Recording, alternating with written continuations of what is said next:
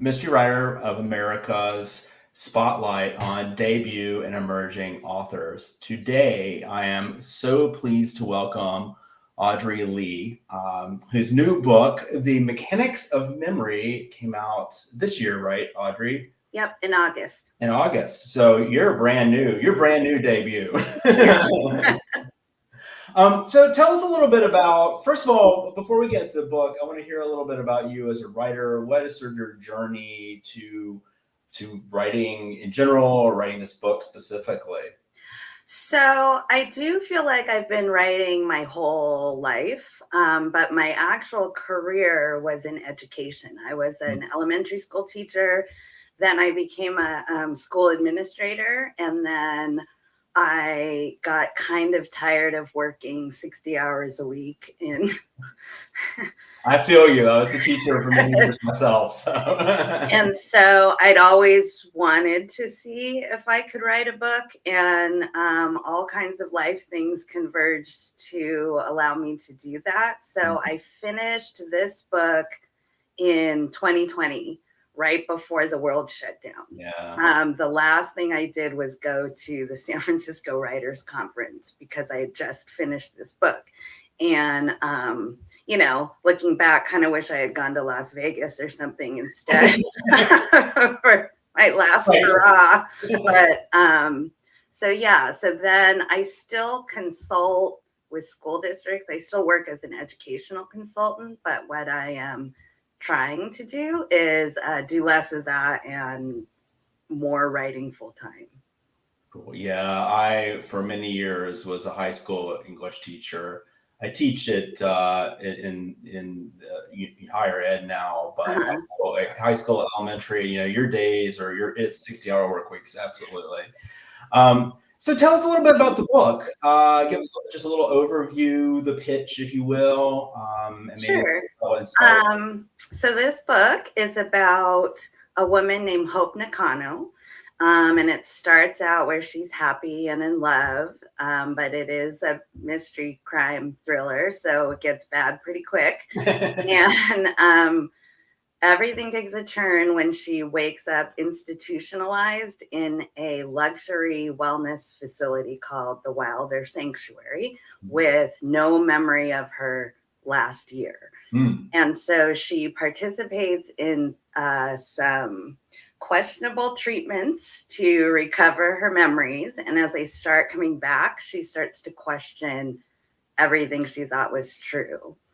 But then when residents at Wilder start to disappear, Hope has to uncover what's really going on there or risk losing all of her memories forever. What drew you to kind of exploring memory as both a thematic topic and I guess sort of a device as well to move the mystery along? Why memory? A couple things. Right around the time that I was writing this book, I heard a podcast on NPR from a woman named Dr. Julia Shaw. She's a cognitive scientist, and she does these memory experiments where she brings in a subject and she says, John, do you remember that bar fight you got into when you were in high school? And you say, I never got into a bar fight in high school. But over the course of months of this treatment that she does, she brings you back 3 months later and says, John, tell us about that bar fight you got into. And you recite the entire thing as if it happened to you and you believe it happened to you. And so I just thought that was fascinating. I mean, she does, her research is about showing the world how easily manipulated we are.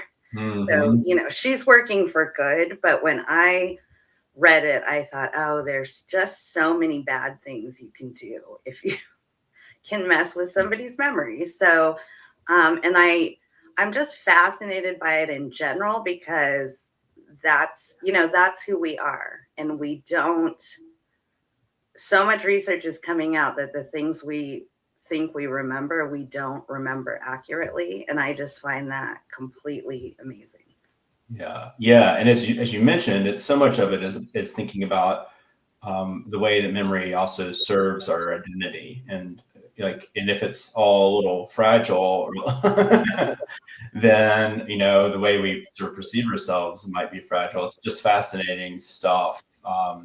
And it seems to be, I kind of feel like this theme is in the zeitgeist. I was watching Silo. Do you know the show at all? It's about a group of people living in this gigantic silo, and it's a contained world. But one of the really important sort of dystopian elements is they don't remember past a certain time in history. No one has any knowledge of it. It's fascinating. I just think it's such a fertile and complex theme. So I see why you were drawn to it. As you're sort of been on your journey to, this is your first book, and that's always exciting and complex. And I think that a lot of people watching this video will be aspiring writers. I'm curious on that journey. What have you learned? What tips might you share? What things do you feel like you still have to learn? Anything that you want to share about that? When I started on this journey, I knew nothing. And I feel like I still know nothing, but I knew even less when I started on it. Yes. And I finished the book, and that was my original goal, was to let me see if I can finish an entire book. And when I finished and thought I was finished, I Googled, now what do I do? That I finished a book, and I found out, oh, you have to get an agent. So I thought, oh, I'll just get an agent, which I'm sure many of the people watching are laughing, because you don't just call up an agency and say, I'm ready for you. Hi. So then there was the learning about the entire query process. There was writing the query, the synopsis, and I'm also sure people can relate. You can write 100,000 word book, and the synopsis will just stop you in your tracks. Mm-hmm. Couldn't do it. Yeah.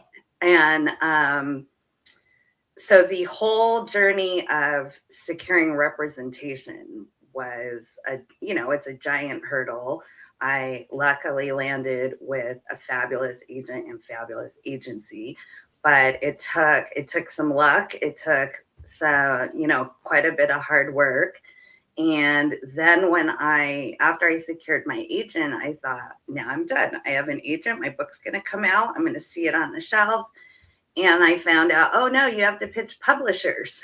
Yeah. It's like more people to say no to me. And so then once I secure my publisher, I thought, okay, this is it. I'm going to have a team and a fleet, and they're going to assign me somebody to do all my marketing and my social media. And no, that doesn't happen. So, the learning curve is so steep on, you spend all this time writing this book in solitude, pretty much. And then now you have to put it out in the world, and it's a whole separate part of the business. And I think intellectually, I knew that publishing is a business, but I hadn't stopped to think about it until I got rolling with it. And, you can spend your whole day making images to put on social media to build your author brand, or you can spend your whole day writing your next book. And it's, and you need to do both. Yeah, I think that is one of the most difficult lessons to learn. Well, all of the above, everything you mentioned, I think, in the journey to publishing is, it's every win means a whole another set of problems, and a whole another sort of gauntlet of things to get through. But I feel that personally, that pressure of having to be kind of online, to be active in those, social media arenas, which in a lot of ways are, I find personally, not very little to inspire the creativity that, goes into the writing of the book. And that's what we do. At the heart of it, we're writing books. We're not, we have to promote them. I get that. But I think that you're right, and find that frustration. And maybe the folks who have many books out there, they've learned the balance. I'm still striking it, and my guess is that we'll both be doing that for a little while. Yeah. So, I do want to back up because you mentioned sort of writing a synopsis as something that was particularly difficult. And I think that might be very useful for viewers. Why did you find that so difficult? Why is that something we tend to find difficult? I think because I spent a year on this book, that what I, lived and breathed these characters in this book, and the post-it notes and the everything. So I was so intimate with the book that I couldn't step back and distill all of those words down to a synopsis. And a synopsis is very different than, the blurb on the back of your book. You have to tell everything. All the spoilers, all the twists. This book has a lot of twists and turns in it. And I somehow felt like I was cheating to give away all of these twists and turns in the reveals, but that's what agencies want. That's what agencies are looking for. They want to know. Most people can come up with a good hook, but it's about, can you execute that hook through the entire course of a novel and then come up with a satisfactory ending? And that's what they're reading for in the synopsis. And I'm not sure I completely internalized that when I was writing my first couple 100,000 synopsis drafts. It's that I wanted to hold back on telling the story because I thought, oh, it'll ruin it if you know the ending. But agents get so many submissions every single day that they need to look quickly and say, okay, I think this has legs, and then be able to read it. So it serves you, if you're looking to get representation, to follow all of those guidelines to a T, and, and do your homework and your research and watch the podcast. And there's so many great resources out there, including MWA, for aspiring authors who want to get an agent and get published. Yeah, absolutely. Absolutely.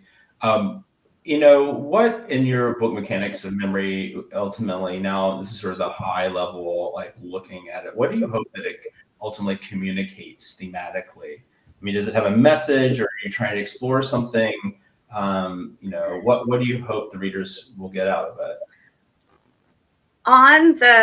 It has a lot in there. There's a lot packed into that. But it definitely is about memory and identity, and who are we if we don't have the memories we thought were true. It also, it's about corporate greed and big pharma and gaslighting and corruption.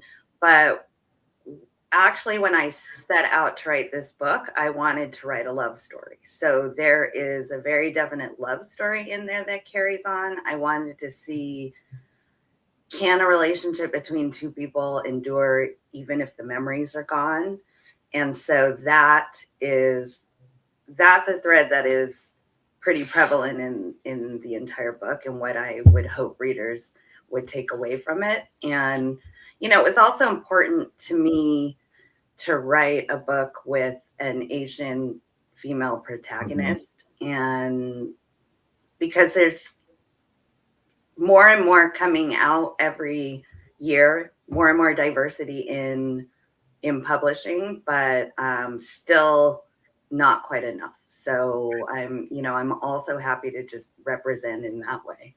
Yeah, absolutely. Absolutely. Well, it just sounds like such a fantastic book. I want everyone out there to go grab a copy. I think the topic of memory is going to be it's going to continue to be something we talk about.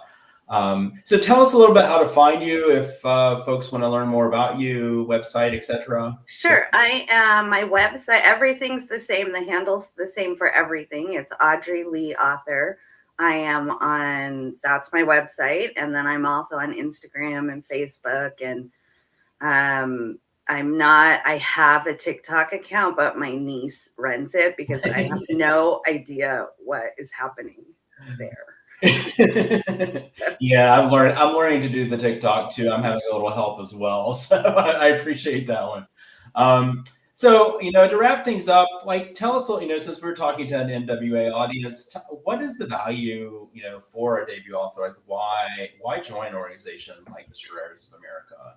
For you? I think there's so many pieces of value in joining. I think in the big picture, especially now, especially today in this climate, when there's book banning going on and people are suing publishers, and I think it's easy for us to feel powerless in this. Mm-hmm. And a group like MWA really gives authors a voice. It makes you feel less powerless because you have a band of people together who care about books and care about publishing, and I think that is one of the biggest things that an MWA does. But I think on a selfish level, personal level, I mean, I spend 8 hours a day by myself talking to fictional characters that I made up, and which, I don't know, in other circles might be considered strange. And I mean, so it's, being a writer is isolating, and it can be very isolating, and your family gets really, really tired of talking to you about your writing and this character and what they should be saying or wearing, or whether this sentence is better than this sentence. And so you owe it to your family and yourself to get out a little of the comfort zone. And everyone I have met in the author world is so supportive. Everyone wants to uplift everybody else. And you need to get out and talk to other people in the business who have more experience than you, and also who are going through the same thing as you, and then turn around and mentor folks that are just getting on the path. And it's such a great welcoming community, and there's so many resources.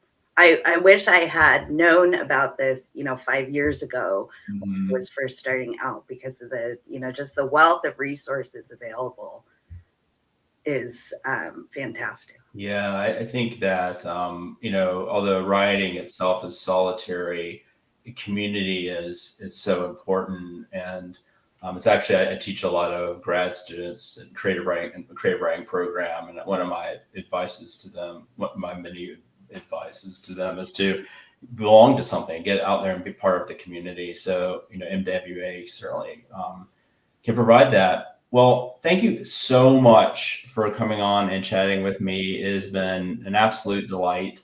And I'm super excited to read The Mechanics of Memory, and everyone out there should too.